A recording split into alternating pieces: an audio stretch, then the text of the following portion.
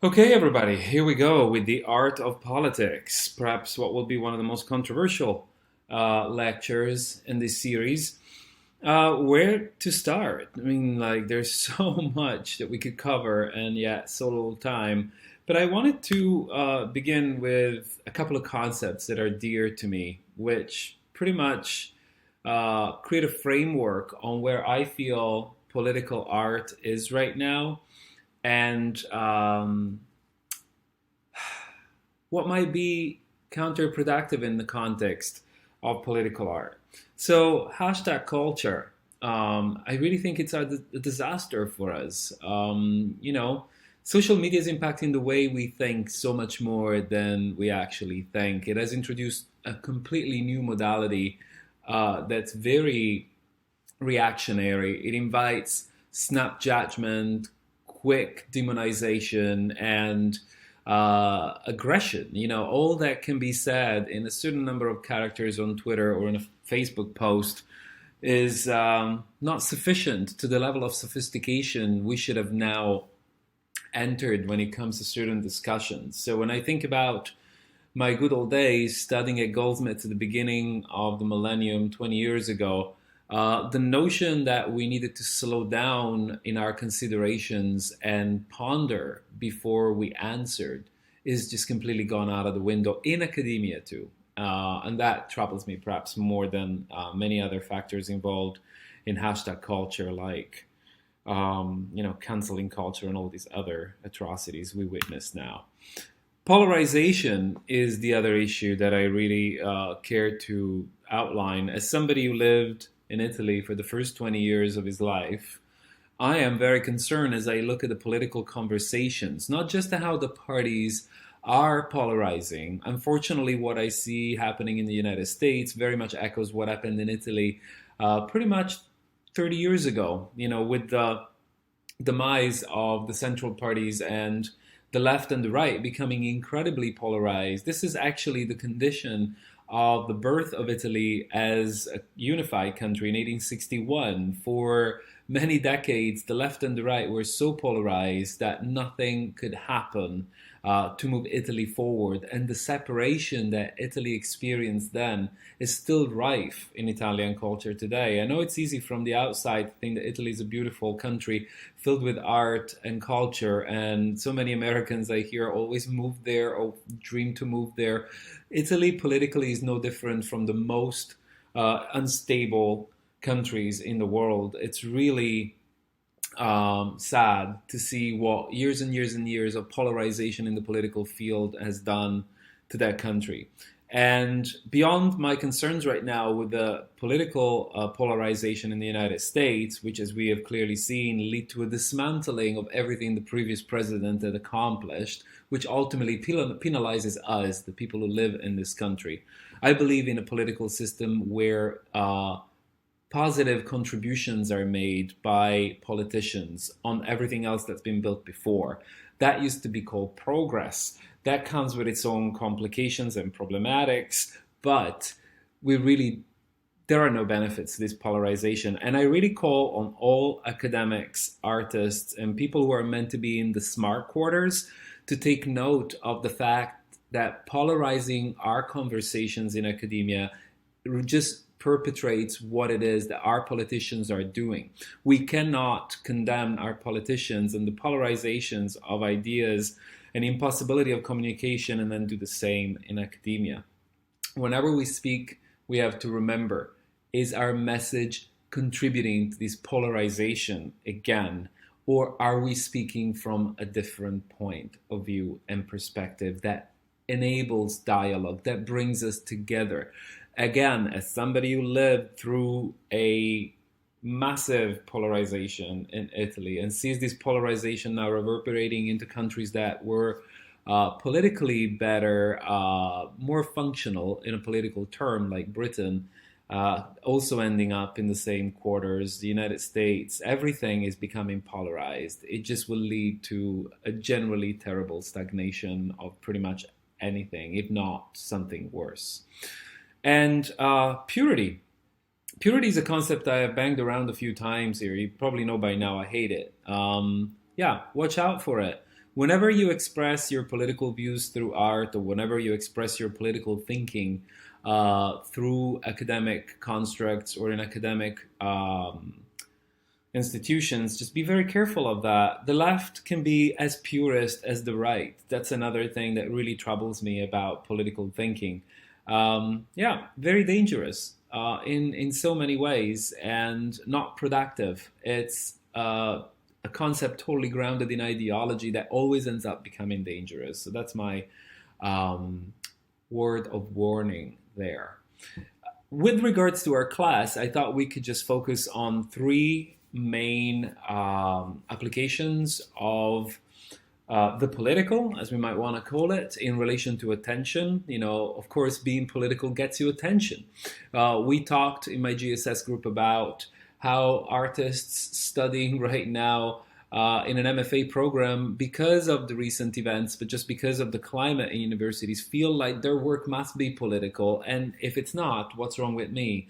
And I really care to say that shouldn't be your, starting point. Your work doesn't need to be political, but there are many ways in which your work can be political, sometimes even when you're not aware of it, or when you haven't thought of yourselves and your work as political individuals or politicized individuals.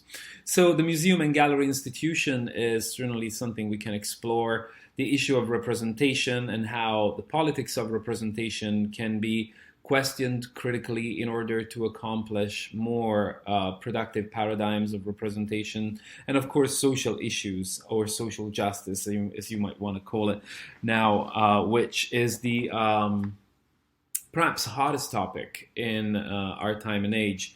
With regards to the museum and gallery and what used to be called institutional critique, again, back in my days, I just wanted to say something specific to the moment we're living in. And it's a message, or it's a kind of consideration of crisis. And the crisis is political and ethical, I think. And it's very much related to the very notion of political art. Can art really change the way people think? Can art really make a difference to the reality of people who are disadvantaged? Or are we most often finding ourselves preaching to the converted, singing to the choir, reiterating our own identity as an elite that produces and consumes art? The bubble, the very famous bubble. The answer is somewhere in between, as always. I don't mean to sound cynical, but I am a realist, Some may say a pessimist. I've seen bullshit. I see it. I call it out. And a lot of art that's made right now under the pretense of being political, or under the pretense of wanting to change this or that, doesn't change anything. It's just a performance for other artists and for academics and scholars who think alike. Then at that point, you really want to ask yourself, what am I doing? Who am I fooling? Myself first? What do I do about it? I ask myself those questions about my work, Who am I talking to when I give a talk about art and the Anthropocene? Am I reaching out to those people who need to hear it? Or do I need to rethink my tactics and perhaps think beyond the classical parameters of the essay in an academic journal, the talk at a university? I have done so, but of course that comes with criticism and suspicion from the institution I work in, as well as colleagues. So it's never easy, right, to situate yourself in a place as a practitioner where you believe that what you're doing is ethically sound and that it reaches the people who need to be listening, who need to be perhaps changing their minds. I do believe that art can change people's minds, but it's our responsibility to get that message out there so that it can change the right minds, right, instead of reiterating our identity constructs. So, but more generally, this crisis that I am experiencing right now is not one that's necessarily about, big surprise. I've always known that universities and museums operate like corporate entities, but there is something very sad about this moment, and having to acknowledge that all the messages these institutions send about the power of art to change the world We just can't get out of this cycle of redundancies and reductions that both groups of institutions are going through. So it makes you wonder if the very institutions who promote the idea of the world-changing power of art can do nothing but act like McDonald's or act like the big corporations when crisis strikes, then where is the real change? Where is the real creative thinking that we gain from our practice feeding into real life? I think it's a massive crisis. It's not something to be taken lightly. And I'm not criticizing just the institutions I work for, but just all institutions have behaved exactly the same. In fact, in a sense, SAIC has perhaps been a little bit better than others because some of my colleagues lost their jobs in April right away. And instead, our first round of redundancies has happened just more recently. So it's not a deliberate critique against capitalism, but it's a question about the very notion of, can art change anything if the very institutions that promote the notion that art makes a better world then end up acting just like, or most likely like, the institutions that haven't followed those ideals. Issues of representation. We know the importance of language very well. We know the importance of the way in which we portray something effectively becomes the perimeters, the container, the shape of that something in our minds. So artists have for a long time considered notions of representation from a critical standpoint instead of falling into stereotypes. And this is really our biggest challenge, I think, preventing stereotypes from clouding our views over and over. And of course, social issues and social justice and how this can be effectively or not effectively addressed through art.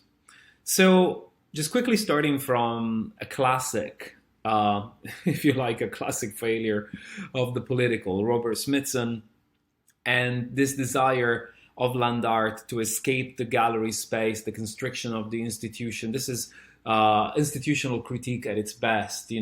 Why should artists create work that fits the museum? Let's go outside. But when we go outside, we create these monumental patriarchal statements into the land without considering the environment, without giving a thought to the ecologies that inhabit that land. So we objectify the land. We come in again as somebody who's conquering, as a colonialist, stamping their seal onto the ground itself. And Christo and Jean-Claude are probably the best example of this. Their works, as you can see here, is particularly destructive to the environment, but anthropocentric is, just like a compliment to their work, and yet super celebrated in the history of land art. And again, where are your ethical boundaries? And also, I guess, by the same token, I care to contextualize things. I can sound dismissive towards the works of land art of the 60s and 70s, and I have rights to do so, to be so. But it is still important to remember the context in which these artists operate. It would be wrong to just demonize them outright. It is sad, from my perspective, that they couldn't see beyond this anthropocentric attitude and have no consideration for the ecological systems that inhabited the land they impacted. But at the same time, nobody did at the time. And I know this might sound like a bit of a cop-out. Well, nobody did, so therefore just let them off the hook. But it was a completely different frame of mind. And you have to be able to engage with that time frame and historical context when judging the past, right? You can still disagree that it was a good example or that it set a good precedent for anything, but it's something I care to say. And institutional critique and this political stance against the museum has actually provided us with much more interesting, I say, examples of how land artists can make a positive impact.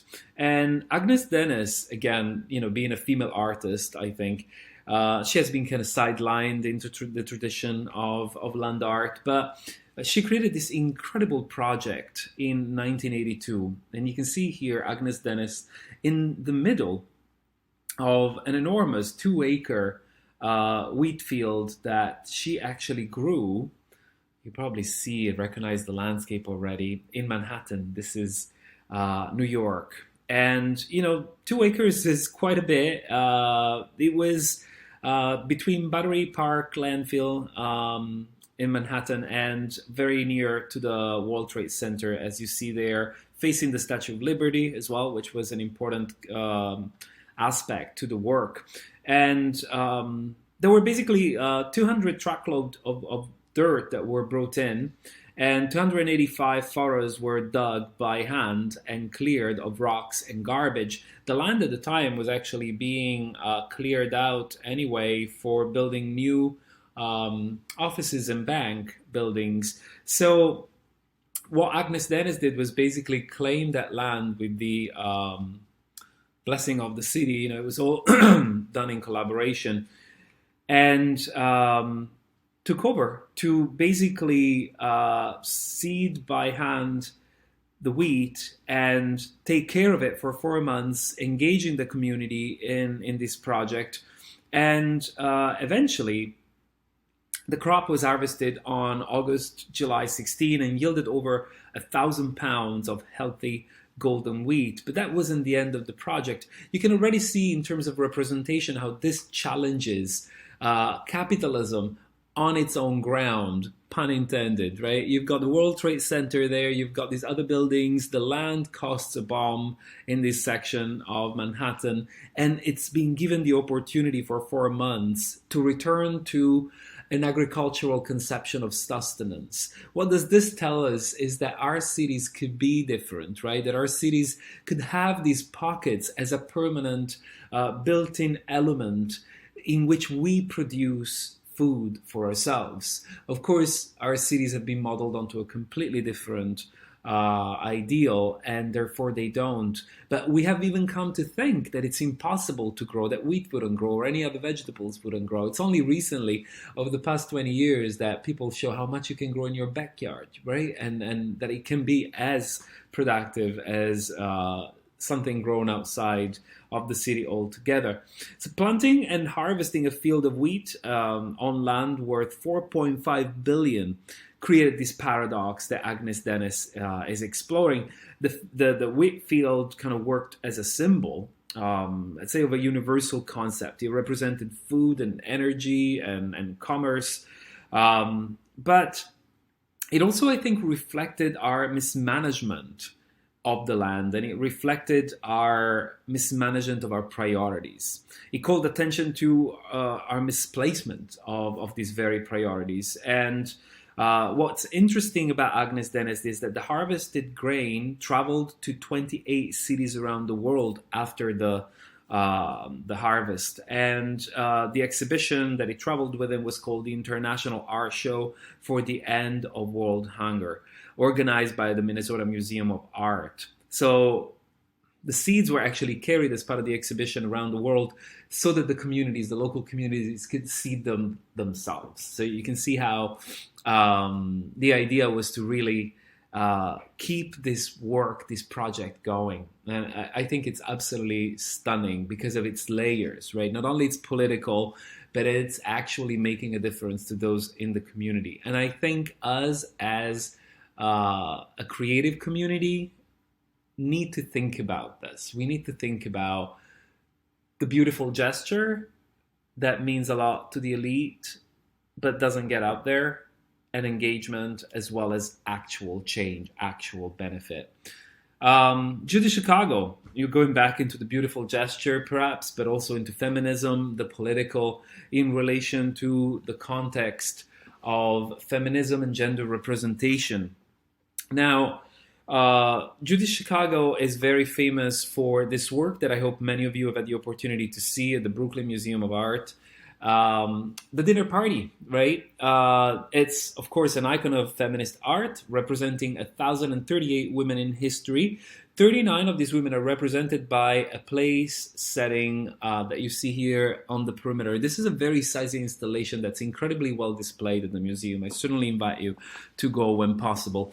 And another 999 names are embroidered all around on the tablecloth that we see there in the image. And there's something fascinating as well about the community here, the community engagement. It's a monumental work, as you can tell, and it's a group effort, even if it just goes by the name of Judy Chicago. Now, what's fascinating about Judy Chicago's, this is a good view of the installation as you can see it at the museum. What's fascinating about Judy Chicago's aesthetic here is that she operates a really provocative envisioning of what has not been envisioned in the history of art. So the plates are creatively reimagined vaginas, and they are this kind of slap in the face to the prudishness of classical art, but also to an empowerment, a sexual female empowerment, where, you know, vaginas have been forever totally omitted in the history of art, while penises, albeit, you know, shrunk, in most cases have been visible. So there's a politics of representation at play here in the visibility of genitalia that is actuated by Judy Chicago. But within this political process that's, if you like, intrinsic to the representation of women in art, she also stumbled across an issue that we can see here. So when you look at these different reinventions of the vagina as a cultural entity, you can also see here on the right-hand side a plate that seems to stand out because it is particularly different. And I actually took a picture of it myself when I visited the museum a few years ago. This is actually the plate dedicated to Sojourner Truth, the only African-American woman honored in the 39 place settings. She was a Black activist and artist, and in what's fascinating about this representation here is that, unfortunately, she was the only woman at the table who was denied the vagina representation, which sort of kind of went back to reiterate a denial of Black women's sexuality as a sign of a larger failure of the second wave of feminism to allow for authentic images of Black experience. So in a sense, this kind of singularization really backfires in the context of a work that's otherwise really important in the history of feminism, or that you might want to say it's actually so much more important because of this detail, because it remains a testament of the binary thinking that even in feminist thinking defined the political, right? So it's very much of its time. I just wanted to play you this little clip so those of you who have not been to the museum can actually see what it looks like. Just gonna turn the audio off.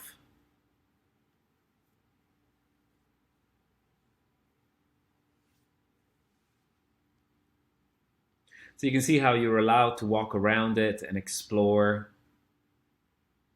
each different plate. And of course, something fascinating too, that it's relatively political, if you like. It's the prominence of ceramics, right? Which today we have come to acknowledge more and more in the sphere of contemporary art, but that at that time was still seen as a form of art that it's not particularly political and that might not even be considered a fine art form. So that's also part of the strength of this work. We will return today to this notion later on with the work of Grayson Perry, who also works with ceramic pots. Okay. And of course, I couldn't leave out, when it comes to political art, the Guerrilla Girls. I'm sure many of you are familiar with the Guerrilla Girls. They are an institution, and they are very famous for their artistic language. How do you send your political message and attract attention? You know, attention is essential. If nobody's listening to your political message, then something is disconnected. And, you know, Judy Chicago went for the monumental.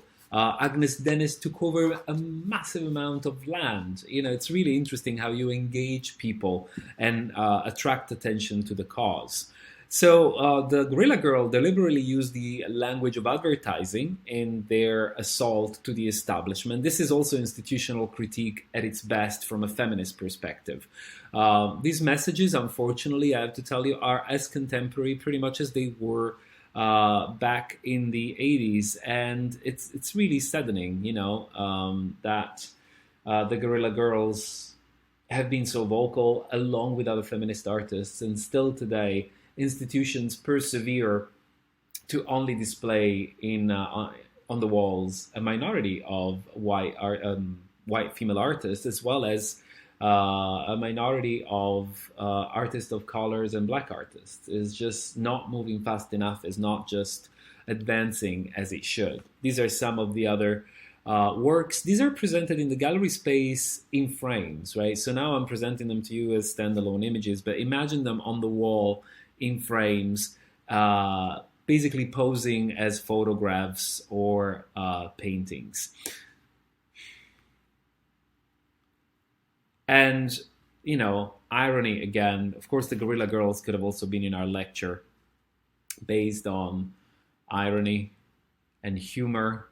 How many women had one-person exhibitions at New York City Museums last year?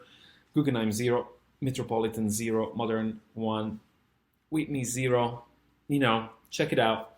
Do your tallies. You'll find out that things haven't changed too much. And as you can see, racism is also on the map of the Guerrilla Girls, as well as sexism from a very from earlier on. They're real pioneers in this sense. And I really care also to convey different ways in which one can be political in art. The Guerrilla Girls really go for the shout out, co-opting the language of advertising and capitalism, the assumption being that, capitalism and the way we think about marginalization are just part of the same parcel, right? So it's really effective to convey a message. Yet again, you can visit the same museums that have the Guerrilla Girls on the wall, perpetrating the same stereotype. So what is it that might not be working there is my question. The work of Maha Malu is really fascinating, because political doesn't mean that you can't be poetic, or it doesn't mean that your work has to be shouting in the face. You can really conceptualize your strategies and still attract attention so that your message is conveyed quite forcefully, which is the important thing, I guess. So Maha Malu is a Saudi artist born in the traditional region of Najd, who explores the challenges of modernity that have come so overwhelmingly to Saudi Arabia. She has exhibited since 1976 and has in later years acquired a BA in English literature and a Californian certificate in design and photography.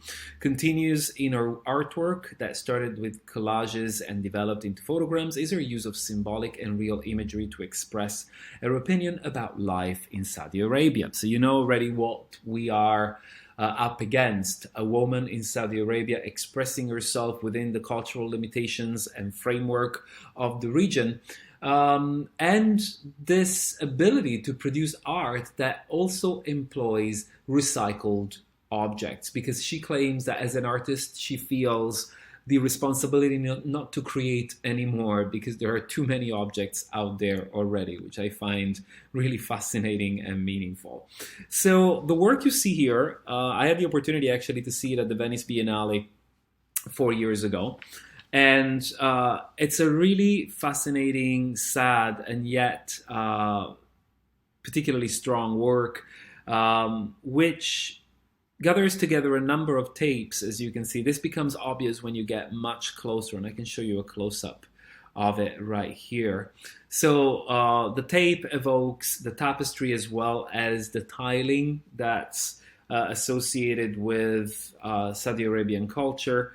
And what you can read from a distance, the tape actually compose a number of words. So the sets from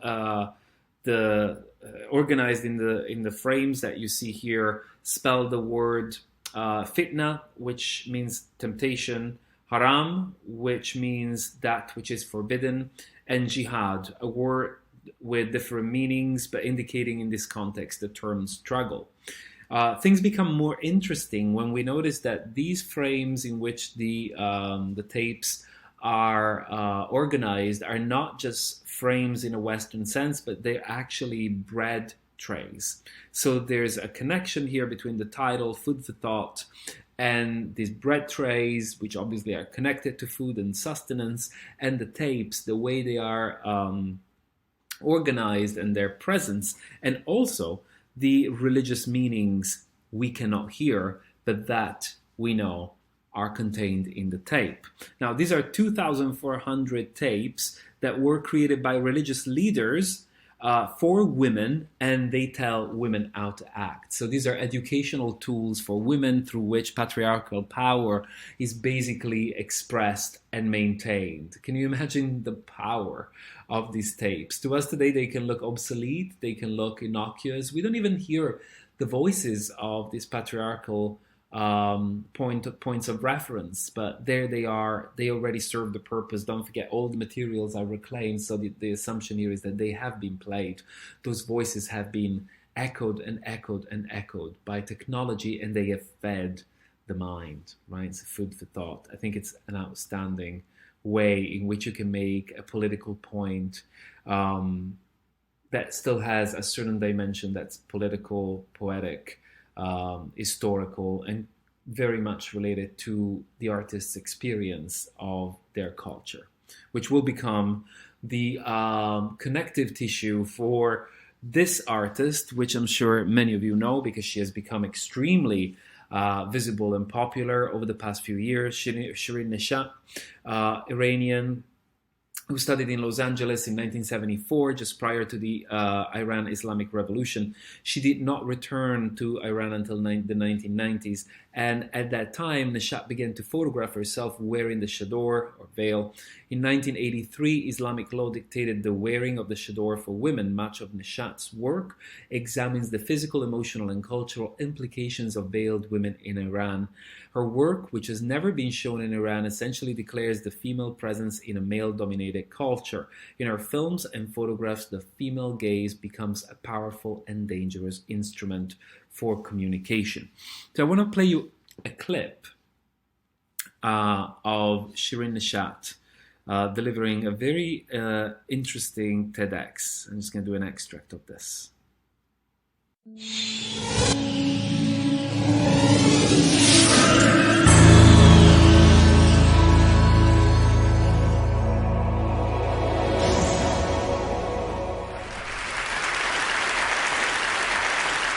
The story I wanted to share with you today is my challenge as an Iranian artist, as an Iranian woman artist, as an Iranian woman artist living in exile.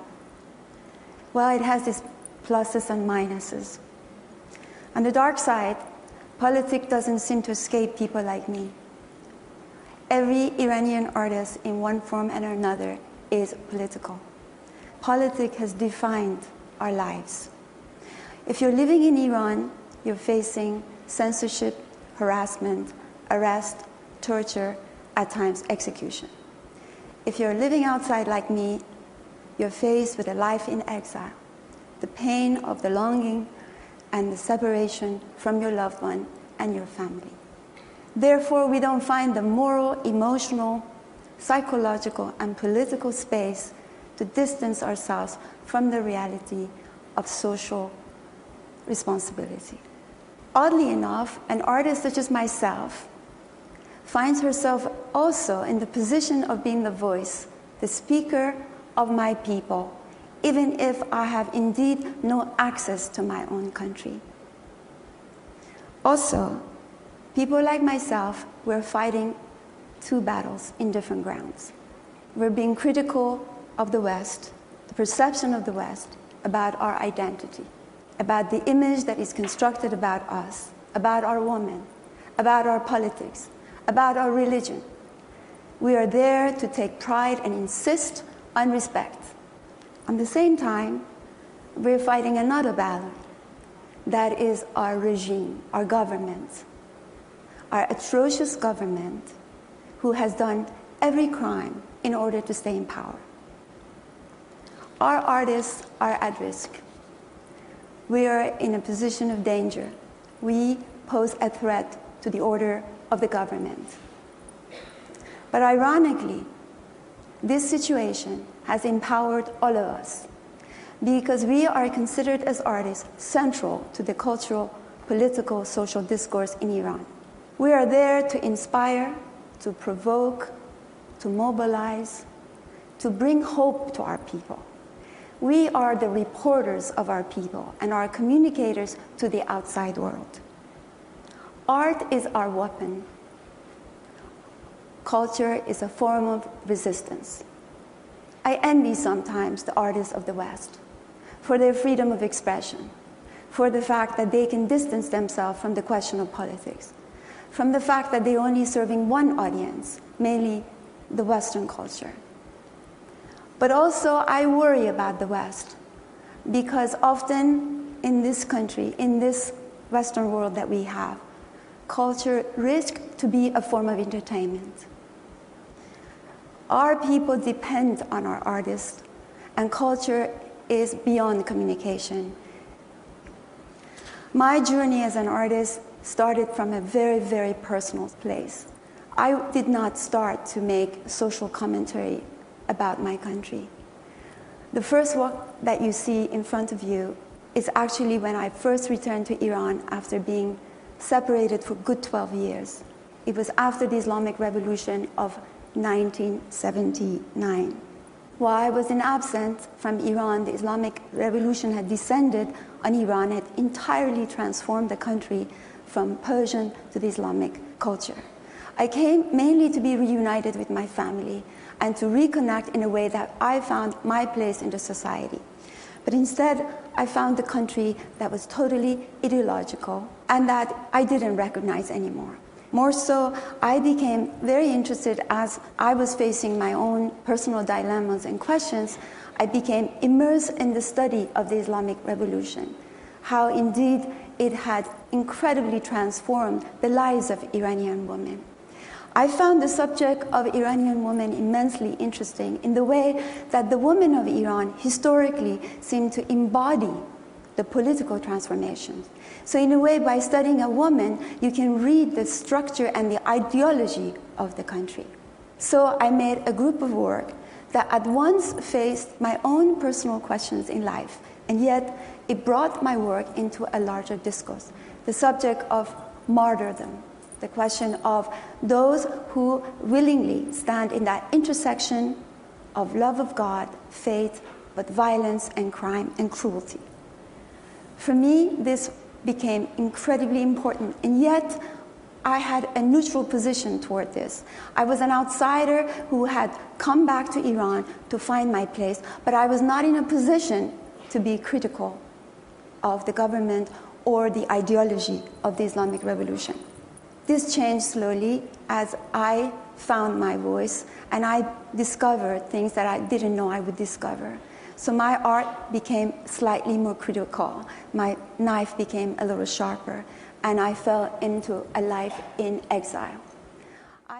So Shirin Neshat is a really interesting artist in a number of ways, and I was struck a few years ago, just about a couple of years ago, when I working in Chicago with Iranian students, I actually noticed a lot of resistance. You know, what we thought, I guess here in the United States, was a hero in that context, to them was actually somebody who was misrepresenting their country, which I thought was really interesting. And it worked as a good reminder that an artist's view, ultimately, it's an artist's view, and their political take is not representative of the whole country. And that, in the case of Shirin Neshat, perhaps it might also be influenced by her Western upbringing, the distance between her and the country, her country of birth, but also questions were raised about how this political view is tailored to the taste of the West. Not perhaps in a cynical way, but just perhaps because she's been immersed in Western culture so much. And I remember these students being very vocal and disappointed that she was perpetrating an image of Iran that was backwards, antiquated, and not representative of the modern life, that it's also part of Iranian culture.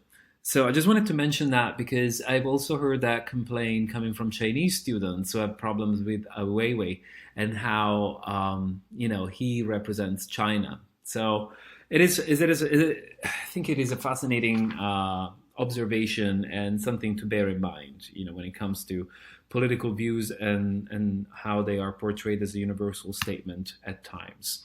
In this context, I also wanted to bring into the mix Doris Salcedo, a fantastic Colombian artist who's really developed a sophisticated sense of poetics when it comes to political subjects. Doris Salcedo makes sculptures and installations that function as political and mental archaeology, using domestic materials charged with significance and suffused with meanings accumulated over years of use in everyday life. Salcedo often takes specific historical events as her point of departure, conveying burdens and conflicts with precise and economical means. And I just wanted to show you a couple of works by her just to stress the point of how, sometimes we fall into this trap of thinking that political art has to be angry because everyone is angry, and if I don't convey my ideas with anger at the base or with using a specific political imagery, then my message is not going to come across. Well, in this case, we see this work called A Flor de Piel, which technically equates to the American conceptions of snowflake. It's about that kind of vulnerability and difficulty with kind of processing certain moments of brutality. Maybe snowflake's not quite cutting it right, but it's hard to kind of convey that notion of fragility, right, as it applies here. But basically this work, which is absolutely stunning, looks like a cloth from a distance, but upon getting closer, you can actually see how the petals of roses have been stitched together by hand to create a cloth. And the aesthetic sensibility here came to Salcedo as she researched the story of a female nurse who was tortured to death in Colombia and whose body was dismembered and was never found. So the artist has described the work as a floral offering to this victim of torture, as well as an offering to all of those who have been affected by violence. She said in an interview that sewing the petals together is very important because it was a way to bring together all the parts. Violence destroys everything, torture destroys bodies. The idea is to bring them together and unite them and recover the force that they had. In this work that was exhibited at the Museum of Contemporary Art in Chicago, the title here translates loosely into Asylum Prayer. Salcedo was researching the gang violence in Los Angeles, and the artist noticed how victims and perpetrators of gang violence often shared socioeconomic circumstances that led to conditions of increased violence. So they're often viewed as lesser in the eyes of the society in general, and this results in a lack of empathy for the loss of their individual lives. So think about reports on newspapers when we read 16 people shot dead in Chicago over the weekend, and the article doesn't even mention their names. So the tables that Doris Salcedo used here are the size of coffins, and as you can see here, they sandwich a section of soil, which clearly is evoking the notion of 6 feet underground. But at the same time, we have these blades of grass that are emerging from the tables, which the artist read as the positive part of the prayer, the possibility for change, and that something might emerge from the terrible events that we continue to see in our cities. And this incredible statement, chairs are a very particular object in a number of ways. There's 1,550 here crammed between two buildings. This is a piece that was produced for the Istanbul Biennale. And it references here in particular, with particular accuracy, the history of migration and displacement of the city of Istanbul. When you think about chairs, you have to remember how adherent to the human body these objects become, right? It's like almost like one of the closest objects. It really captures the the morphology of the human body. So she plays with these notions, with this notion of the absence, presence, and the idea of the missing body represented by the chair, and the idea of a multitude that is impossible to enumerate again and becomes anonymous, something that objectifies and something that dematerializes the loss at the same time. Another artist who accomplished something pretty impressive over his career as Gerhard Richter, not just with the beautiful abstract paintings or the hyperrealist works, but with the politicization of painting at a time when painting was often claimed to be dead. Gerhard Richter really showed how you can make painting annoying in this way. So this is part of a diptych he created in 1965. And just a few words about the blur.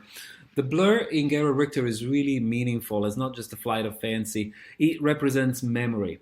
Think about a picture you saw this morning. When you summon it in your brain, it will be fuzzy. So the blur represents this notion that the painting he creates is not a picture of something he has experienced now, but is the memory of a photograph, which, of course, is a cultural object. So what is our relationship between images, the evidence of a past that happened, and our memories? Pictures are not memories, right? That's the difference. Pictures are evidence.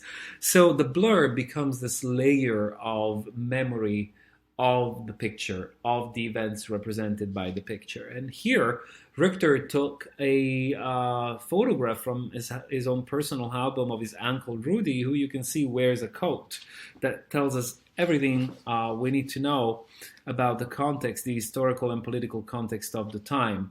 Then this work, it's juxtaposed to this, Aunt Marianne, in which we see baby Richter right there, and therefore the autobiographical element is here foregrounded. But you can see, you need to know a little bit more about Aunt Marianne to understand how these paintings were together. She was actually, she suffered she had Down syndrome, and that ended up becoming a vulnerability in the political context of the time. So it is claimed by Richter himself that she disappeared, and she was probably most likely interned in a concentration camp and killed, perhaps by Uncle Rudy or his groups of Nazi perpetrators. So what Gerhard Richter is trying to say in 1965 in Germany, at a time when nobody wants to hear anything about the Holocaust anymore, is that the German post-war identity crisis is extremely deep and very hard to reconciliate, as the rest of the world would like to see, in this black and white opposition to Nazism, because within the same family you had the perpetrator and the victim in many cases. This doesn't account for apologizing, but it's an evidencing, a foregrounding of the personal complexities one has to process in order to situate themselves politically and also as an individual. The biographical is really important here. Gerhard Richter returned to the political with this series that he made in the 80s. And once again, I'm just going to show you a clip of the paintings. This is about the Baader-Meinhof terrorist group in Germany. On October 18th, 1977, Andreas Baader, Jan Karl Rasp, and Gordon Enslin were found dead in their cells in a Stuttgart prison. The three were members of the Red Army faction, a coalition of young political radicals led by Baader and Ulrich Meinhof, who had earlier hanged herself in police custody. Turning to violence in the late 1960s, the Baader-Meinhof group had become Germany's most feared terrorist group. And although the prisoners' deaths were pronounced suicides, the authorities were suspected of murder. So this was one of those skeletons in the closet. You know, the Baader-Meinhof group, or the Red Army faction, were protesting the presence of Nazi politicians in Germany's political parties. And by the 1980s, nobody wanted to return to this painful period that characterized the end of the 70s in Germany. It's traumatic once again. But Richter made this series of hauntingly ghostly paintings you see here in black and white. These are images of the Baader Meinhof group that came from newspapers he collected at the time. And he then rendered into paintings. I can just advance the clip so you can see a little bit more of what the paintings look like. This is painting of the most uncomfortable kind. You can see their possessions as well, the turntable. The series is usually displayed in one gallery with no other paintings by Richter. This is the funeral image. So you can see how it basically made paintings of very difficult memories in German history in order to foreground the issue and make people talk again, which I think is absolutely stunning. And a testament to the power of art. You know, we started this lecture asking ourselves if art can change, has the power to really change things. Like, well, when it triggers radio and television discussions, I guess it does. You know, but again, the trick is how do you gather enough attention so that you can catalyze a discussion, that you can trigger a discussion that enters the mainstream media, like it happened in the case of Richter. And of course, Ai Weiwei, possibly the most political artist, and at least in the mainstream world, cultural figure of international renown. Ai Weiwei is an activist, architect, curator, filmmaker, and China's most famous artist. I will play you this clip and just want to skip to the middle here because that's where it becomes more interesting to us. Oh. Here. Present. In 2008, when the Sichuan earthquake struck, he visited the region in the immediate aftermath and assembled volunteers to gather the names of the dead, addressing attempts by authorities to cover up the disproportionate number of school children who died because of poorly built schools. He amassed tons of twisted rebar from the wreckage, painstakingly straightened it, and assembled it into spare elegiac memorials. He arranged 9,000 backpacks on the facade of the Haus der Kunst in Munich to represent the young lives lost, spelling out a quote from a victim's mother. She lived happily for 7 years in this world.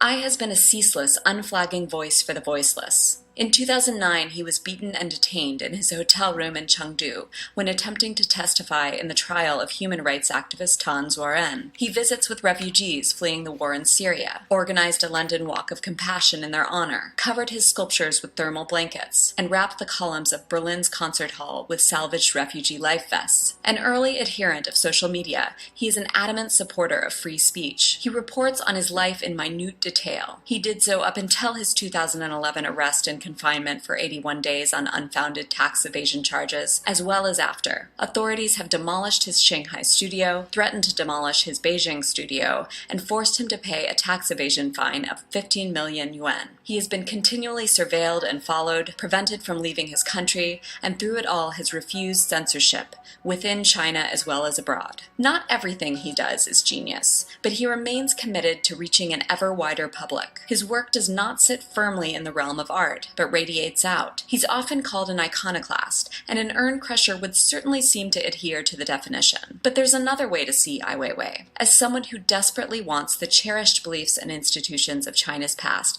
to be remembered and resuscitated. And in that sense, as radicals go, he's brilliantly conservative. His work is deeply rooted in history and tradition. It is steeped in remembering, valuing, preserving. He stands defiantly opposed to a culture that wants to move on with little regard for the past. He is resistance to forgetting, to silence. His work asks us to consider what we value, why we value it, and what we are accountable for destroying, preserving, or transforming. He asks fundamental questions about our human rights and responsibilities. Liberty, he says, is about our rights to question everything. Out of a source of constant irritation, the oyster develops a pearl. I is that constant source of irritation, and we are lucky not only to bear witness to it, but to be called to action by it. I really enjoyed this video and wanted to incorporate it in my talk because of this conception that right now I think it's very important and that we are somehow misplacing here in the West. It's mostly the notion of past that we see here, and just trying to get to images that make sense to what I'm about to say. The past is complicated. Erasing the past is not going to lead us to a better future. There's very problematic, very angry, again, voices in which the essence of patriarchy, colonialism, as well as capitalism are being almost treated as taboo. And this desire to expel and reject anything that has a colonialist or patriarchal or capitalist root is leading to the impossibility of moving forward. That's one of the things that frightens me the most. We need our history and we need to engage with it. Erasing and the sense again of this desire of purity to remove yourself from anything involving patriarchy as demonic is not going to be the way forward. And I think that's why Ai Weiwei is so popular and his message is actually getting through to so many, because we have to be able to mold radical messages that make people think with what they already know. Otherwise, that's how we fall into our elite.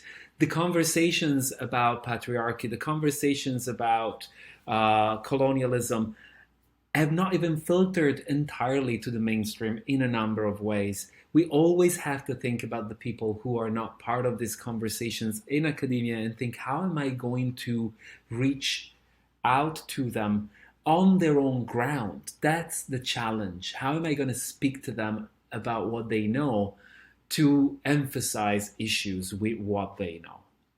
And another really interesting artist from the perspective of politics is Grayson Perry. He's massive in Britain. He's a household name. And I definitely recommend his lectures. He's extremely articulate, smart, and knowledgeable. Controversial at times, like the best people.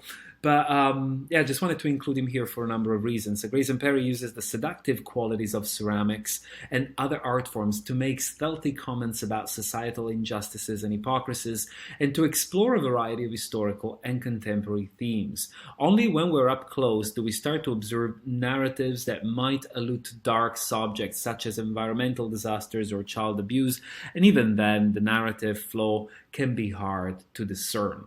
So again, the point is, how do you become a point of reference that gathers attention for certain conversations so that they get out there to a large number of people? We really can't avoid this. If you want to be a political artist, you can be a political artist in many ways. But if you believe in art that makes change, that causes change, then the audience is your first preoccupation. And here's Grayson Perry.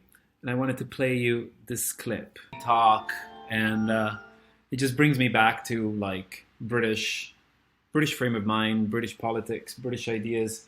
Kind of makes me wonder how this is received in the United States, for instance, and in the context of the current conversations. But there's something really interesting about how he attracted a lot of attention, by ending up at Private View's openings of his shows at the very beginning, dressed up in female clothes, makeup, and hair. And in a way, that has been a gateway, this anti-conformist approach that is certainly complicated, ended up taking him to a place where he can actually speak through his art about politics in a way that others can't.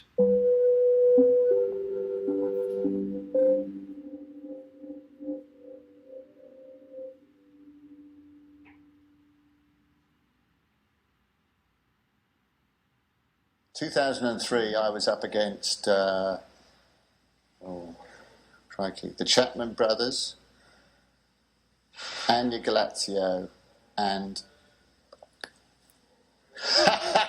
Don't cut that out. Willie Doherty. I'll go through it again because no offence, Willie, but we were all kind of quite sort of mature. We weren't kind of young striplings, so that was a good year, and everybody was solid. But the Chapman brothers were definitely the favourites, and everybody assumed they would win, and they didn't. I like pottery because it's humble. It's not hubristic like a lot of contemporary art can be. I like the fact that it offers me a wide range of techniques to work with. And I just enjoy the fact that it, to a certain extent, it puts my work outside of... I'd have thought, in the 21st century, it would be hard to do things that weren't regarded as contemporary art. But actually, I still think there are people who wrestle with the fact that pots could be contemporary art.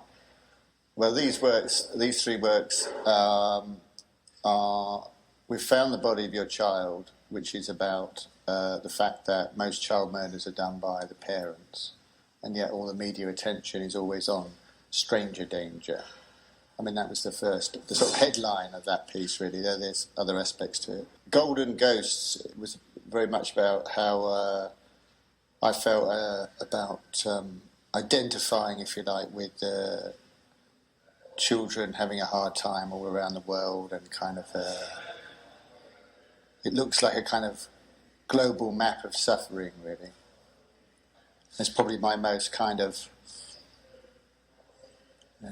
tender piece that I made at the time. And the other piece, which is a network of cracks, is a record of the actual seating plan of the Turner Prize dinner the night I won the Turner Prize.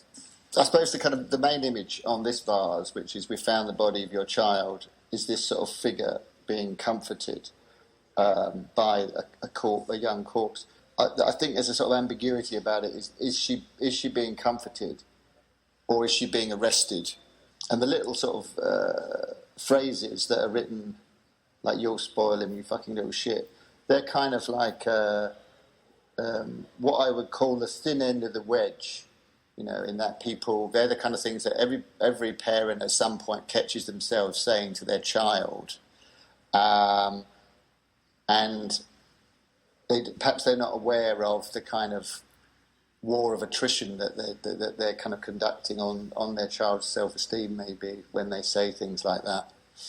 Golden Ghosts, I was sort of thinking about those sort of maps that you see sometimes, those sort of demographics of religion. And this is and they always have these little sort of symbols, sort of showing, where concentrations of some phenomenon are. And this one has got little coffins all over it. Sort of the idea that it's kind of the pot as a globe, I suppose. I suppose it really is kind of about sort of the preciousness of children. And that's, I like the kind of pearliness and goldiness and dreaminess of it. This child was one of those African children in, I think it's Sierra Leone, where they would sort of go through villages chopping off people's hands. So it's quite sort of, it's not a sentimental version of childhood. This pot network of cracks, it's kind of like about the tribal gathering of the art world. But round the neck you have the four winners the four nominees with their guests, and then you have sort of the VIPs, if you like, that were there at the event, and then there's these long tables that kind of went down the Divine galleries with the kind of the rest of the guests on. I think the role of a Turner Prize now is slightly different in that I think it's more about promoting younger artists that are less well known, whereas I think at the beginning it was like giving kind of recognition to sort of stalwarts of the British art. Okay, Turner Prize is a British institution. We don't need to get bogged down with that. But what I really find interesting about Grayson Perry is how he re-envisioned the tradition of classical Greek art and also Western and Eastern traditions of using pottery and ceramics as a political tool, or as a tool that can express meaning, something that Western art somewhat rejected during the 18th and 19th century all the way up to today. And the difference, imagine the subjects he's addressing on these pots being laid flat onto a wall, right? The way in which he as a painting or a photograph, the way in which he creates a bridge for the viewer to dive into the story is enticing in an entirely different view. And again, a set of different poetics, all in all, also involving popular culture, comics. It's particularly fluid and, again, poetically rich. And I wanted to wrap up our lecture with Rasheed Johnson, actually an SAIC alumni, whose practice is defined by its critical evocation and entangling of racial and cultural identity, African-American history, and mysticism. Many of his early works took the form of conceptual photography. Through Johnson eventually expanded his practice to include wall-based works that engage the legacy of painting, sculptural installation, and assemblage, using manufactured materials like shea butter, books, records, and incense. And I wanted to show you this work in the specific. This is one of a series of similar installations in which Rasheed Johnson has gathered together plants, as you can see here, living plants, as well as sculptures made of shea butter that you can see here, these heads that are scattered around the structure. There are books, again, and pieces of black soap. One of the things I find particularly interesting about the political value of Rasheed Johnson's work is that, first of all, to bring live plants in the gallery space in this form is really interesting, and it brings us back to our institutional critique that we encountered at the beginning of the lecture. But one of the things I should explain why.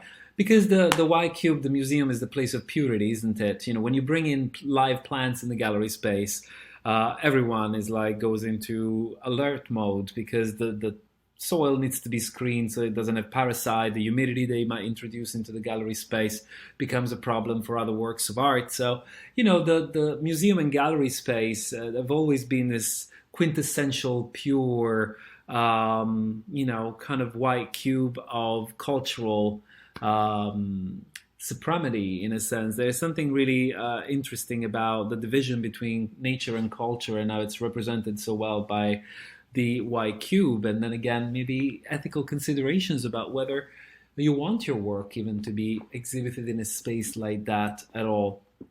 But what's interesting about the plants is that they're alive, and Rasheed Johnson has talked about these installations and expressed the idea that the plants are not representing escapism, but they're actually representing the communities and voices of people who are not necessarily overtly represented in discourses, and therefore require a heightened sense of attention to be accounted for.